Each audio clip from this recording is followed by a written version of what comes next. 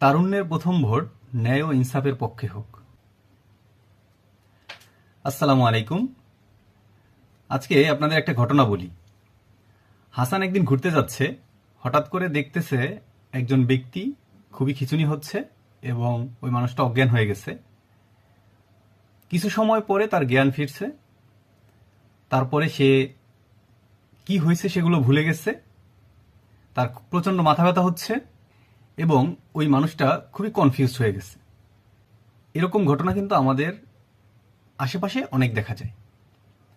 এই যে ঘটনাটা, এটাকে বলা হয় এপিলেপসি। এখন মনে করেন হাসানের এই জায়গাতে আপনি আছেন, তাহলে আপনি কি করবেন? এই ক্ষেত্রে আমি আপনাকে কিছু পরামর্শ দিব যে আপনি কিছু কাজ করবেন এবং কিছু কাজ করবেন না। প্রথমে যেই কাজগুলো করতে হবে, সবার আগে ওই মানুষটাকে ডান অথবা বাম কাত হয়ে শোয়ায় দিবেন। ওই ব্যক্তিকে পানি এবং আগুন থেকে দূরে রাখতে হবে এবং সাথে সাথে অ্যাম্বুলেন্স কল করতে হবে হাসপাতালে নেওয়ার জন্য। এর পাশাপাশি আপনাকে কিছু কাজ করা থেকে বিরত থাকতে হবে।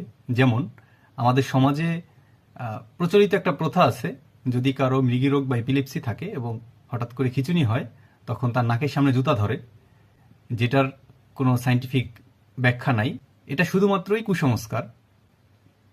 আবার অনেকে ওই ব্যক্তিকে লোহার কোনো পাইপ বা রডের সাথে টাচ করিয়ে রাখে তার এপিলেপসি বা তার খিঁচুনি কমানোর জন্য।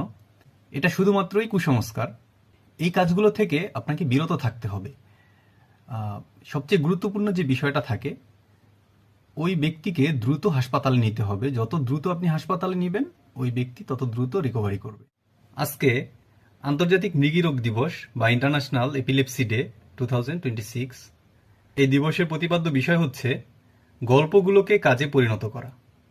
সামনে যেহেতু নির্বাচন আছে, সেখানে গণভোট নামে একটা বিষয় আছে। সুতরাং আপনারা সবাই ন্যায় ও ইনসাফের বাংলাদেশ পেতে চাইলে গণভোটে হা ভোট দিন।